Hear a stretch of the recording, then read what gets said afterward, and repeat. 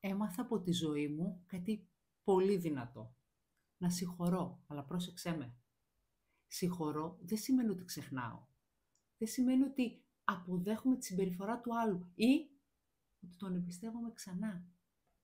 Συγχωρώ σημαίνει ότι απελευθερώνω εμένα, ότι δεν αφήνω το θυμό και την πικρία να με κρατάνε εγκλωβισμένη. Και κάθε φορά που μου έρχεται αυτό στο μυαλό, εγώ να δηλητηριάζομαι από τα συναισθήματά μου. Να καίγομαι από το κάρβουνο που εγώ δημιουργώ μέσα μου. Γιατί όταν κρατάς μέσα σου αυτά τα συναισθήματα, δεν πληγώνεις τον άλλον. Εσύ υποφέρεις. Διάλεξα λοιπόν να ζήσω απαλλαγμένη, ελεύθερη από αυτό το βάρος.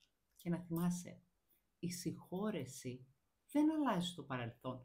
Αλλάζει εσένα και το μέλλον σου. Σε αυτή σου την προσπάθεια μπορώ να σε υποστηρίξω. Στείλε μου μήνυμα. Τα φιλιά μου.